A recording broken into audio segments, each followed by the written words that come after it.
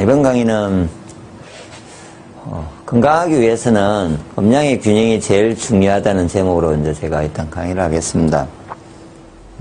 원래 음양오행으로 이제 다들 알고 계시는데요. 음양오행이라고. 그래서 우리 한국말로는 항상 이렇게 앞에 들어가면 중요하다고 일단 보시면 되고요. 그래서 또 음양이 생김으로 인해서 오행이 생겼습니다. 그래서 보통 이제 좀 오행적 설명이 들어가야 되는데 일단은 가볍게 제가 설명을 그냥 직선적으로 드리면요. 오행의 변화가 문제가 생기면요. 음양의 변화가 일어나져요. 처음에는 음양의 변화가 조금씩 일어나는데 난주되면은 크게 일어나요. 예, 변화가. 그래서 음양의 차이가 커지게 되면은 난주는 그럴 때는 음양을 조절해야 돼요. 그러니까 이 말은 본인이 건강이 많이 나빠졌을 때, 좀 몸이 안 좋다고 생각했을 때, 음양의 변화를, 음양이 문제가 있는지를 한번 꼭 확인을 해서 음양이 문제가 크게 있다면은 그거를 조정해야 된다는 이 뜻에서 제가 음양의 이 균형이 제일 중요하다고 했습니다. 그래서 일단은 또, 깨어지는 이유에 대해서 제가 일단 설명을 드리면요. 이전에 농사를 지을 때는요, 예를 들면 그냥 농사를 지을 때는 보통은 대부분 농사를 지었을 때는 하체를 많이 쓰고요, 상체보다는. 그리고 뇌를 쓰지 않아요. 뇌를 별로 안 쓰고 할 때는 하체에 기운이 많아요. 그러니까 그 말인즉슨 몸은 기운이라는 것은 사용하는 쪽으로 쏠리게 되어 있습니다. 항상 쏠리게 되어 있고 또 많이 사용하는 쪽이 항상 문제가 발생할 수 있다는 게 전제입니다. 그래서 어디를 많이 사용하느냐에 따라서 보통 문제가 되는데, 그래서 옛날에는 그 음의 문제가 음으로 기운이 많이 쏠려서 오는 증상이 많았고요. 그런데 현대인들은 어떤 문제가 있냐면요, 운동을 거의 안 하면서요, 차의 발달, 자동차의 발달로 인해서 이전에 걷는 거에 비하면 너무나 많이 걷지를 않아요. 하체를 거의 안 쓰면서 뇌를 엄청나게 쓰죠, 다양하게.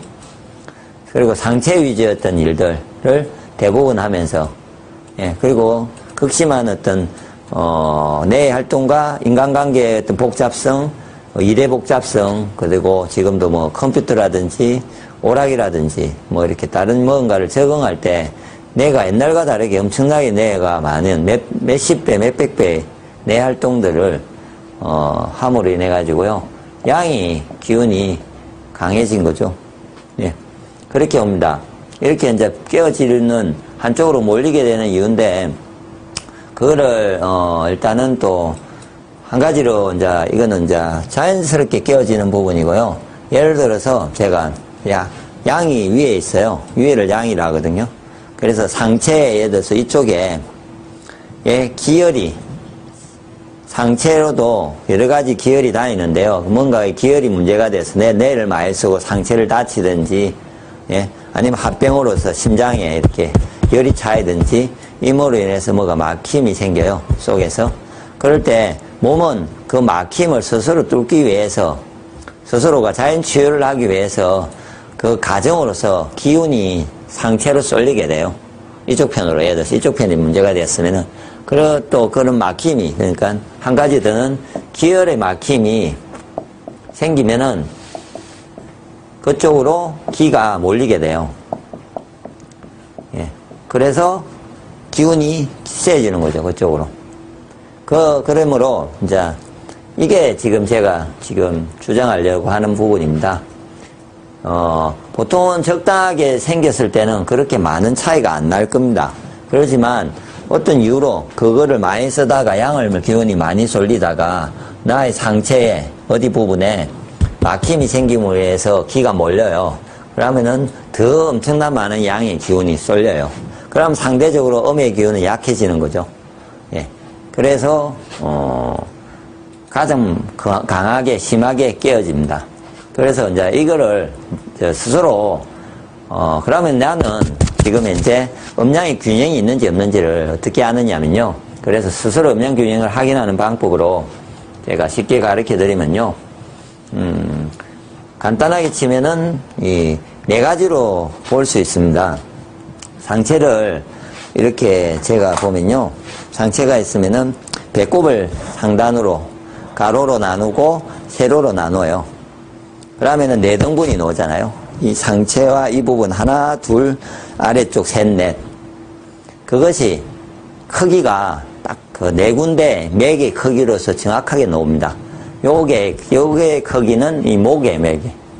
보통 목의 맥을 잡으실 때는 제처럼 이렇게 해서 엄지손으로 저 위에서부터 위에가 보통 제일 큽니다.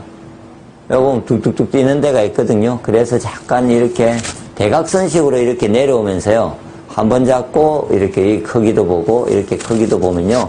대부분 제일 큰 데를 기억하십시오. 큰 데를. 그리고 이쪽도 이렇게 맥을 잡아서 큰지 아닌지. 그냥 크기입니다. 크기 그냥. 딴 거 고민하지 마시고요. 이리저리 눌리던 했을 때 어떤 크기를 생각을 하십시오. 그러고 나서 하체는 어디에 나타나냐면 하체 부분에는 보통 한의원에서 이렇게 그 맥을 잡을 때 이렇게 잡잖아요. 그 맥을 잡는 부분을 이렇게 잡겠죠. 다른 사람이 잡을 때 한의사가. 그럴 때 이 부분을 가지고 하는데 이걸 어떻게 재냐면요. 자기가 이렇게 재면 맞습니다. 이 손은 이렇게 하고 이 손은 이렇게 재면요. 이게 크기가 어딥니까? 손을 내렸을 때 이 부분이죠. 딱 이 부분이 여기 있죠. 그러니까 이 부분 쉽게 예를 하면요. 이 부분의 크기는 요게 있습니다.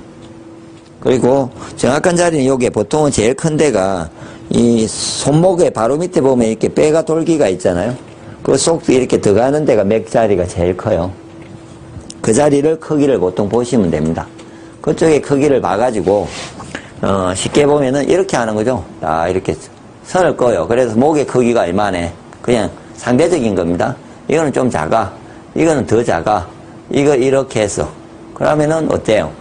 이쪽으로 기운이 다 몰린 거죠. 이쪽으로 기운이 몰린 거예요. 그러면은 얘가 이렇게 서 있으면 이쪽으로 기운이 다 몰렸잖아요. 그러면 어떻게 봐야 되냐면 이 사람은 이쪽에 기운이 몰린 상체를 많이 썼으면서 이쪽으로 기혈순환이 안 된다는 거죠. 기혈순환이 안 된다는 말은 한쪽으로 기혈순환이 심하게 안 됨으로 인해서 이쪽에 또 기가 몰리잖아요. 뚫기 위해서. 그러면은 일단 기혈순환도 뚫어줘야 되겠죠. 뭔가 심각한 기혈에 문제가 있으니까 막힘으로 인해서 모든 장부들이 이상해질 수도 있잖아요. 근데 또 이렇게 상대적으로 쏠림으로 해서 얘아들은 또 그 상대적으로 해서 허해져요. 원래 기운을 못 쓴다고요. 정상적일 때는. 이게 정상적이라면은 기운이 이렇게 고루 평행하게 이렇게 크기가 맥의 크기가 이렇게 같다고요. 이 사람이 이렇게 쏠렸다고요. 한쪽으로 쏠린 거죠. 그러므로 이거를 이렇게 이제 골고루 분배를 해줘야 돼요. 그런데 이게 크기가 심각할 때가 언제냐면 4배 이상, 이거보다 4배에서 한 7배 사이. 이게 4배 이상이 된다고 생각을 하면은 커지가는 거고요. 가장 심각한 게 한 6배나 확실히 셀 때, 7배일 때는, 문제가 가장 심각한 거죠. 그 정도로. 그러니까 차이가 확실히 느껴져요. 안 느껴지는데 왕창 커. 벙벙벙벙 때려요, 얘가.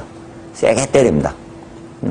그 정도 될 때는 그것이 자기의 몸에 건강이 나빠진 이유 중에 그 부분이 가장 중심이라는 거죠. 다른 게 아닙니다. 어떠한 부분보다 제가 보기에는 그 부분이 가장 문제입니다. 그래서 이 부분의 문제를 표현을 해준단 말이에요. 깨졌다는 거를. 그럼 이거를 바로 잡아주면 돼요.